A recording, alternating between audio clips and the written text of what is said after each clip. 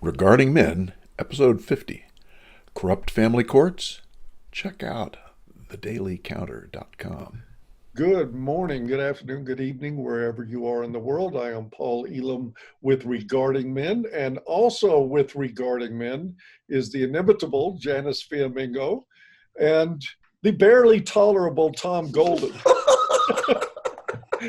Here we And go. speaking of barely tolerable, we're going to be talking today about family courts, which, as most of you know, it is said that family courts in the Western world represent the biggest rollback of civil rights since Jim Crow. That rights are routinely violated in these courts. They operate often on conditions that if you speak out about the injustice that you encounter there, that they'll deliver some more injustice and imprison you for that. They don't want people talking about what's going on in family courts. In most cases, you have no right of appeal of any of the decisions that happen there. So no matter how injudicious the decisions are, no matter how brutally unfair to the people whose lives are eviscerated by those courts, you cannot talk about it and you cannot appeal it. And of course, we live in a society that works in concert with those courts. Often men who go into courts and find that their children are alienated, that they have onerous, ruinous divorce settlements put on them, that the world around them also says, please shut up and don't talk about this. Please take your beating like a man up and take it, do your job. You know you owe it to the children. Oh, broke your leg? Sorry, too bad. Pay up or go to jail. You lost your job. You got laid off. Well, that's too bad too. You better pay up or go to jail. It operates like the mafia. And we have two guests with us today that I want to introduce now. This is Dion McNeal. Say wave at everybody, Dion. There he is. And we also have Clint Doran. I got his name 3 times before we started and still screwed it up. My apologies, Clint. These are 2 men who are speaking out about family courts. They both have their personal stories, some of which they cannot talk about in this discussion because of the things that I've already mentioned in this open. But at first, I would like to just invite each of you to introduce yourself and to talk a little bit about why you're here today. And let's start with Dion. Hi, my name is Dion McNeal. I have a publication that I work with Mr. Doran with. It's called The Daily Counter at thecounter.news.blog. And I started my my publication because of my family court experiences starting when I was a kid.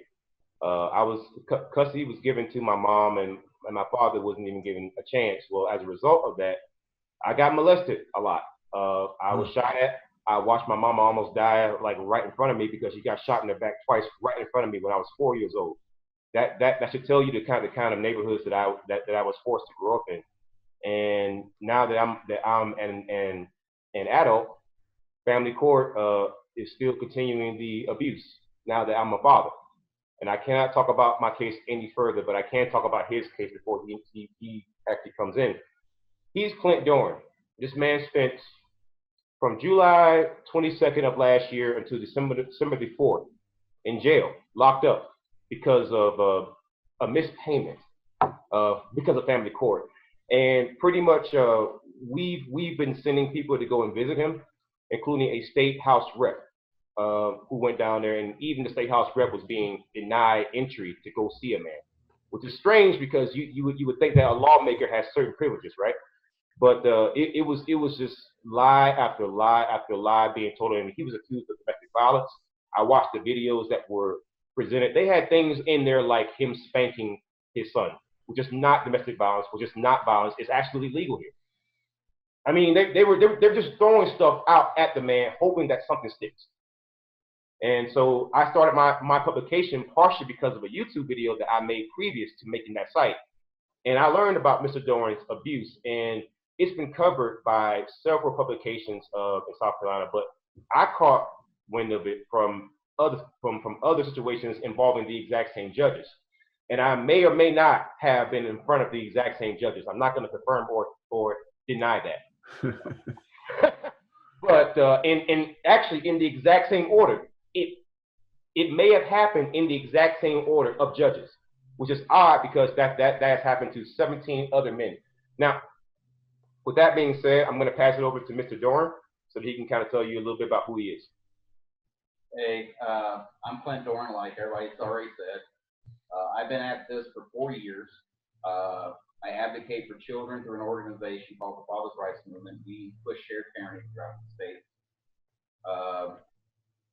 When I got involved in this, I was like everybody else that I didn't understand how family court worked. I was completely oblivious. I thought it's a judicial system, that there are checks and balances. And as I went through this, I found out that it wasn't. It's a completely separate branch of the judiciary that is governed by itself. There are no checks and balances for judges or lawyers. So as I got through this, I started noticing, I started studying the law, studying case law, studying statutes, started talking to House representatives who don't even know the current laws for family courts or judges or qualifications or any of this. So as everybody tells you, they tell you follow the money. So that's what I started doing. And I started noticing financial fluctuations in family court that would lead one to believe that something is being passed back and forth between lawyers and judges. Like Dion said, I can't talk about my case because I'm under what they call a prior restraint order, which is basically a gag order. If I talk about it, I could be sentenced to 1 year in jail. Here in South Carolina, you have a judge has 3 options when they hold you in contempt. They can fine you $1,500. You can do up to 300 hours community service or do 1 year in jail. And the majority that judges use is the $1,500, which most people can't afford to pay in this state.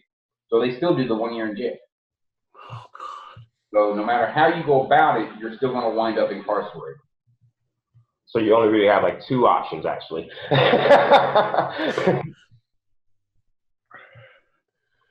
Clint, Mr. Doran was actually recently, he was looking into some of the spending and some of the budgets that were provided towards the family courts. Now, there's a certain budgetary constraint that family court is supposed to have.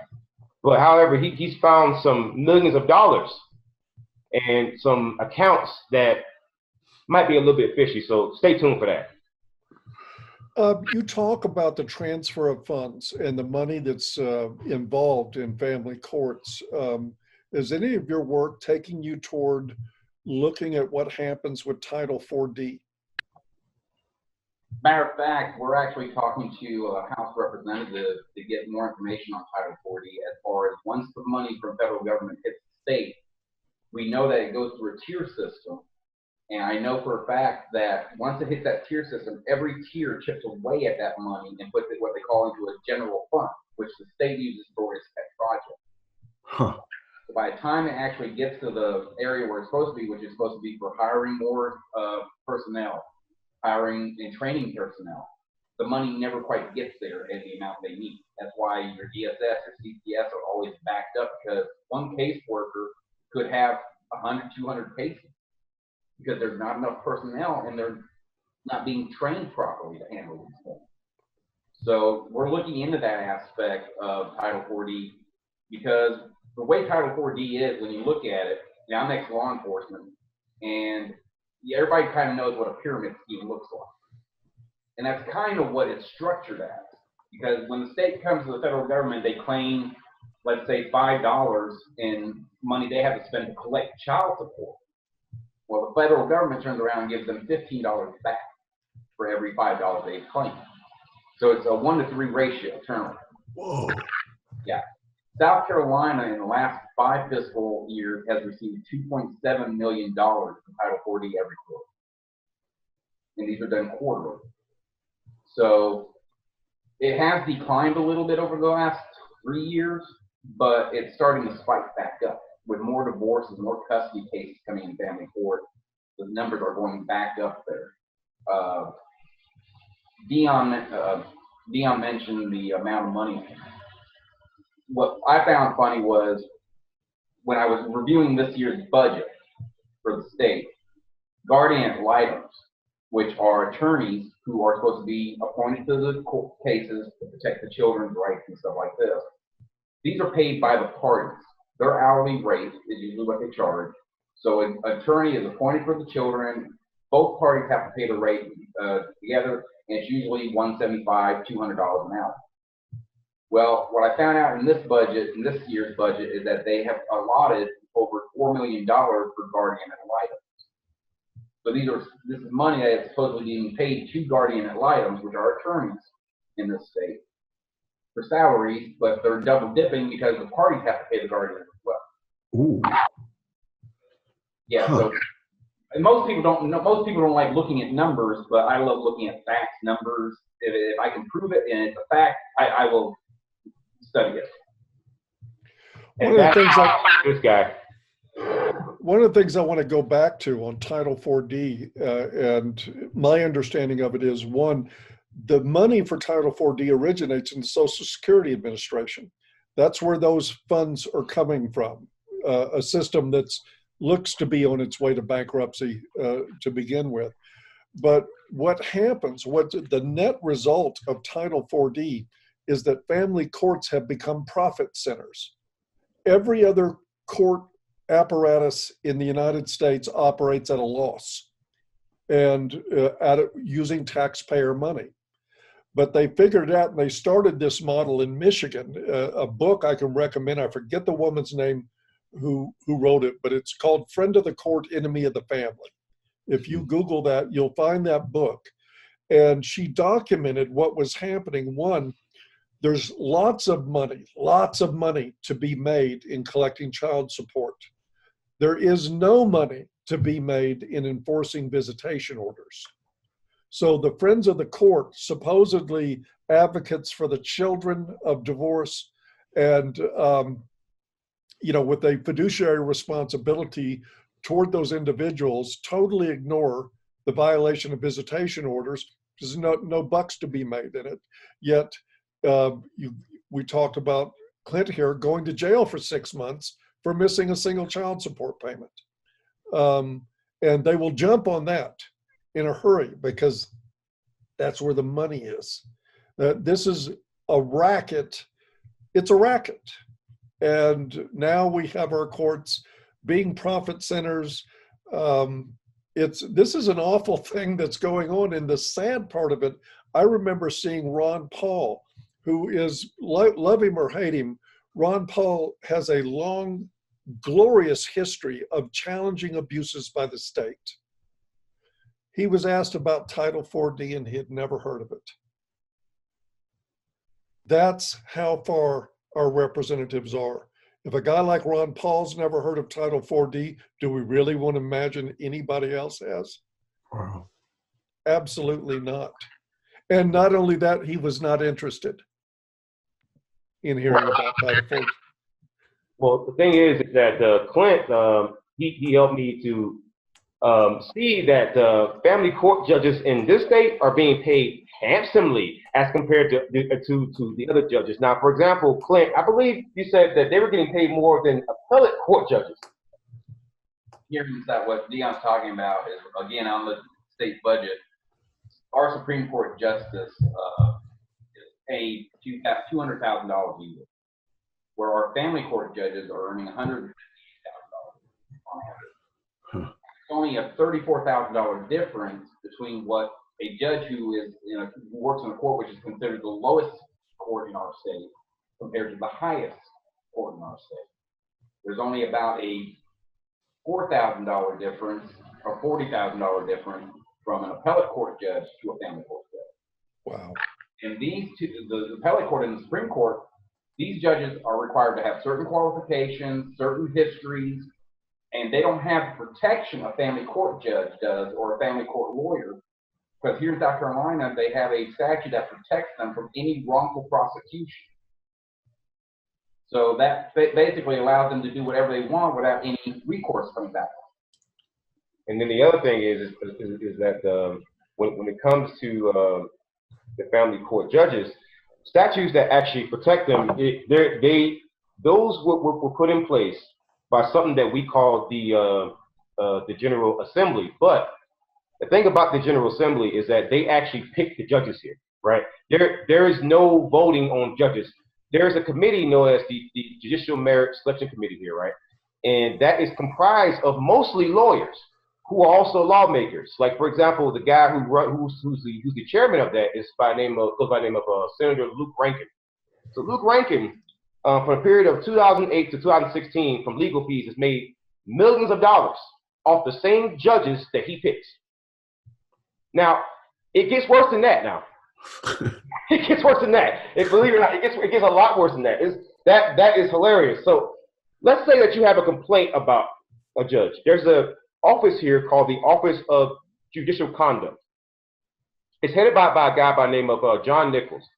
So in 20 years of complaints about judges, there hasn't been a single public reprimand given from that office. Not even one, right? So we had a judge who normally has litigants drug tested for marijuana, and we found out that she was arrested for marijuana before. So we found out all the complaints that this one particular judge had, such as there was a complaint by a young man by the name of Matt Younginier. This judge tried to have his kids sent away 4 states away to Montana at the cost of $38,000 based on an opinion. And so his whole case got vacated.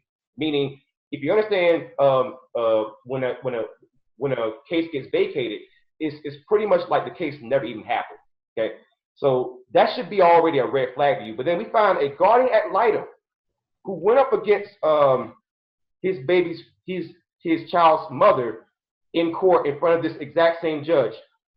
The child's mother was out on bail for felony child endangerment, and yet somehow still got a favorable judgment in that courtroom with the exact same judge against a guardian ad litem and a former police officer. We complain about all that, right? Not only was the complaints ignored, when the litigant, the main litigant who was complaining by the name of Matt Younginier was told, hey, we need more evidence, he goes to get more evidence, and then before he could actually present it, he was shut down by Luke Rankin. He says, the comment questions are over. This judge has already been confirmed, and Matt sitting there yelling on video, recorded, and transcripts, you name it. He's out there yelling, "Hey, I'm trying to give you the evidence that you asked me for," and he wouldn't even hear it. So basically, what happens is, and this is only allegedly, some judges can actually pay lawmakers, or lawmakers will have agreements. If you vote for this bill, I will confirm your judge. Allegedly, that's what happens. I'm not saying that that's exactly what happens. However, when you start looking into some of the links between these judges and these lawmakers, you begin to ask yourself some questions. Yes. I've got plenty. Yeah, really. Oh my goodness. Man, that's quite a story. Yeah. Can you tell us a little bit? I first got exposed to your work, Dion, in reading about Judge Conitz in South Carolina. Can you tell us a little bit about that story? All right. So there was a judge here by the name of Rochelle Conitz. There was a case that happened featuring Mark Rosler and Sarah Rosler. Mark Rosler was a combat veteran from Iraq, and he had recently come home. And there was a divorce that was initiated by Mr. Rosler because his wife was physically abusive. There was a police report and everything else that was actually involved in it. It's according to court documents. Now, I only found out about this case because whenever there is an appeal in a family court case, then it becomes public record. However, it's just like a regular court case.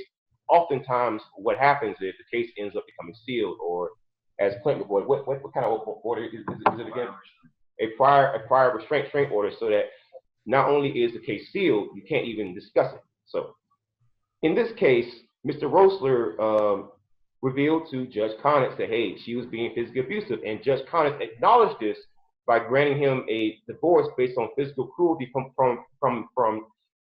his wife. Now, family court is required to give children to parents based on the best interest of the child. Now, you will hear that term a lot. The best interest of the child. Is the best interest of his children was that best served by her getting custody of all the kids, and then also Mr. Roessler being ordered to pay $4,000 a month in child support.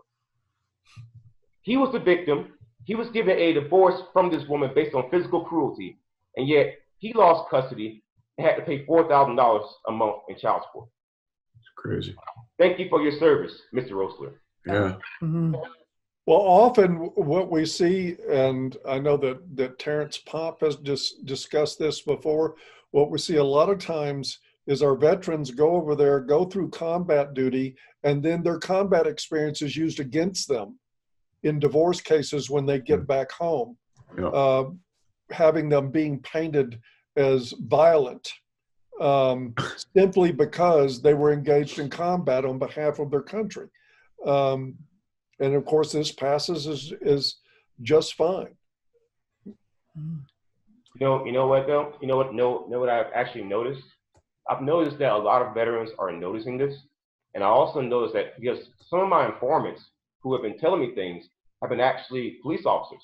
Because a lot of times police officers they face the exact type of bias, even first responders, because those jobs they carry a high risk of PTSD.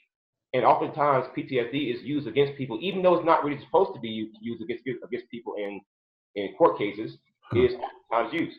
And so even the police officers are beginning to notice, because a lot of times they will lose custody.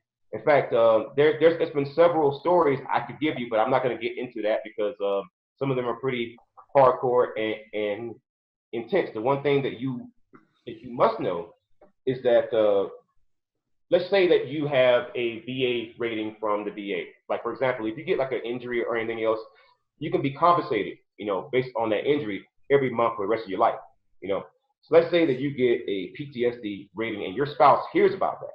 Now, they could take your VA health records to court with them and use that against you. And they do. I know that this has happened to people. And it strikes me as particularly egregious considering that any mental health issues claimed by women, mothers, in court immediately elicits the court's sympathy and support and becomes a reason to put even more onerous standards on the male and the father in those situations. Absolutely horrific. Have you guys, either one, gotten any blowback on your work? Have you been accused of anything untoward or anything like that since you've started exposing this stuff? Not really. What we've noticed from the articles we've written and posted out there is that a lot of people are really in favor of these articles coming out. Most of them are parents. We deal with mothers and fathers, so we're not biased in any aspect. Our main goal is the children, is what's best for the children. So we get comments like, expose more of these stories. Contact these politicians who are blocking child protection bills and stuff like this. Here in South Carolina, matter of fact, we have Senator Katrina Shealy, a Republican, who has a sex offender juvenile bill up that would literally, based on age, not have these sex offenders posted on the sex offender registry. People would not know if they committed a sex crime. And one of the poignant cases that recently happened is a 15-year-old raped and beat an 82-year-old woman. He pleaded guilty, is serving 35 years, but under this new bill, once he got out, he wouldn't be on the registry. You wouldn't know about it. But a lot of the parents we deal with, and we talk to them on the phone, email them, and they give us every possible angle. And when we do the type of articles we do, I tell Dion we have to take everything with a grain of salt. There are always three stories to a case: his, hers, and the truth. And the truth is the one we're after, not his or hers. It's with first responders and military. Most states throughout the United States have laws and statutes that, like you said, state their mental issues like PTSD cannot be used against them. But when you have judges who are basically family court lawyers with a black robe on, they ignore this fact. Because when you go to law school, I've always been this way, I'm ex-military as well, is you don't go to law school to learn the law, you go to law school to learn how to get around the law. We have great legislators here that are not lawyers and are trying to get shared parenting and laws changed in family court to benefit the children. We've taken them studies, we've taken them petitions, and in the last 40 years since I've been involved in this here in South Carolina, it's the same thing. You get the political answer. Well, we're going to try to get something in. We're going to try to get something done. But nobody is focusing on the detriment of the children, because they become under mental stress. They get PTSD. They self-harm. It's behavior, what I call risk behavior, because all of a sudden their family, both parents are ripped apart from each other and ripped from them. That's what it basically comes down to, is nobody's paying attention to the children in these cases. They're paying attention to the financial gain. State of Missouri, before you can get a divorce, you have to do 2 months of marriage counseling before you can file for divorce. South Carolina has nothing. South Carolina views you as married or unmarried. There's no legal separation in South Carolina. And you have to be separated for 1 year prior to being approved for divorce. And it's what we call a mother state. So no matter how you angle it, 90% of the cases that we've reviewed and everything, the mother gets automatic custody. Yep. Because of outdated family court law.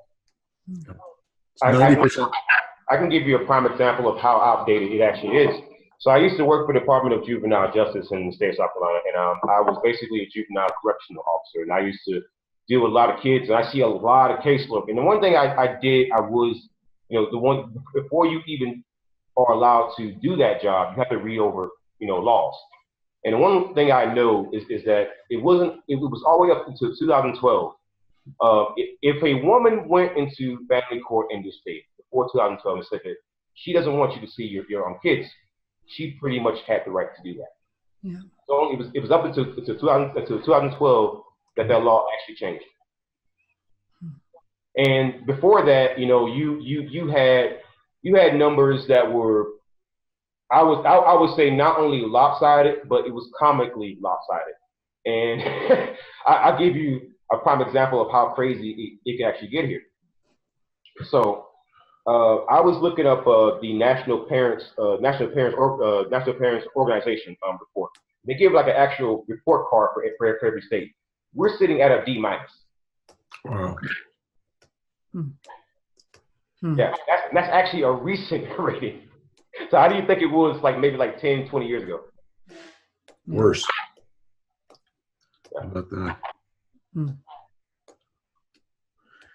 And can you guys tell us a little bit about your publication you do now and a little bit more about that? Yeah, the Daily Counter, basically what happens a lot of times is somebody will contact us and they'll say, you might want to do an article on this or that. And we'll make initial contact, get a little bit of information, and from that we kind of figure out if it's an article we're willing to use. We only use stamped court documents that they're willing to provide. We make phone calls to witnesses, get statements, we email politicians, lawyers. We try to stick mostly to facts that you would be able to take to a court. That way you're not getting somebody's opinion in it, you're getting documented, provable information. Yeah. We do a lot of political articles pertaining to open gun carry, anything that people feel would violate the U.S. Constitution. We'll definitely do articles on any aspect of that. Try to stay local within the state of South Carolina. If somebody contacts us from Florida or Montana or Utah with an issue that they can't get taken care of there, we will run that article. And the URL must be what? Sorry, we couldn't. I assume you have a website? Yes, it is thecounter.com, and our motto and our actual tagline and our motto is action through journalism. The idea behind it was that since a lot of family court litigants feel ignored, they will contact certain media outlets and they won't run their freaking stories. So we decided to be different, and that we wanted to try to right those wrongs, because the original purpose of the media was the dissemination of information to protect the people. That was part of the First Amendment. The media is intended to be a shield for the people. If you were to expose the truth, politicians are a lot less likely to actually abuse you. And so that's why we do so much targeting, from judges to lawyers to politicians, you name it, because we want to actually expose those people so that you will know what they've done, and therefore your voting decisions can actually change. Yes, and we will make sure to put a link to that in the low bar below. Also, would you guys like to hear from other people who have gone through similar experiences to the one we're talking about? I mean, is this a kind of place they can take their story to you and talk to you about it? Yeah, we actually, what I do a lot of times is I will give my cell phone number out to people who contact us through Facebook, through Twitter. If they contact me through there, I give them my phone number, and I've spent up to 10 hours talking to people in one straight go, listening to their story and today there aren't many places where parents who are dealing with this can go and get support. They feel isolated. Some of them develop mental issues, anxiety, PTSD from just dealing with the loss of a family or a child. Absolutely. So yeah, definitely, if they contact us, even if it's just, if they don't want an article, if they just want somebody to listen to them, we do that. Wow. Awesome. That's excellent. Important work you're doing. It's great stuff, man. Sure is. Yeah. Is there anything about your work or what's going on now with the Daily Counter or any of this that you haven't been asked that you would like to let people know about? Right. So people have always asked me. Well, they haven't asked me the direct question of why do I want to do this and why does Clint want to do this. Well, I can't speak for Clint, but I can speak for me. Is that I attended this political action committee meeting, and they said something that was very, very touching. It's very, very important too. Is that people oftentimes try to contact their politicians, their governor, the president, and everything else, and they love to beg and plead and everything else, and that is an incorrect strategy. Your strategy is should basically not to be to change the politician, but to change the environment in which they operate. So that's what I'm doing by exposing these stories, by showing the connections to the politicians and the judges. I'm not trying to change them, because I'm not going to change people. I will never change people. What I'm doing is I'm changing the battlefield in which you fight. So basically, if I can raise the public's consciousness of the family court abuses, if I can raise the public's consciousness of corrupt politicians, then maybe, just maybe, those people will demand change. Amen. One of the reasons I got involved in Dion's work was basically because it gave us another outlet to educate parents or people that aren't involved in family court issues. That, we all watch Law and Order, we know what a regular criminal court works like. But family court, most people don't realize what actually happens behind those closed doors. That we have a judiciary that wants to maintain a secrecy about itself and not be exposed to doing illegal and unconstitutional things in the courtroom. You see articles all the time in the last couple of months where this judge allowed this judge allowed that, and it was wrong. The child got hurt at something, and the judge made a mistake, and knowingly did it. So my focus was basically trying to, not for my case, but when I started hearing other parents' stories. I mean, we all have horror stories with family court, and some of them are more horrific, some of them are less horrific, but they all kind of follow the same guideline. And it gives people a way to get their story out without violating some court order like the prior restraint order. They may not be able to tell their story, but we can. Mm. Yeah, good stuff. Yeah, it's excellent. Folks, we've been talking to Dion McNeal and Clint Doran. I'm going to screw this guy's name up no matter what I do. Clint Doran. We've been talking to Clint Jones. Oh, God. But Thank it's you. been very informative. I love the work you guys are doing. I know that Yeah. we did something similar for a while at ABFM, and we had, in the Mary Kellett case, we had prosecutors trying to get judges to gag us, and we had a judge in West Virginia, as a matter of fact, had to recuse herself from a case because of her conduct on the bench. I know the territory you guys are getting into. This is a very corrupt world in family court. If people knew how corrupt it was, the voters would change it. But most of the time, they're happy to stay willfully ignorant of what's going on. Yeah. But I salute you both. The website is thecounter.news.blog. You will find a link below that. Go there and look for their donation button if they have one. Mhm. And if they don't, they need one.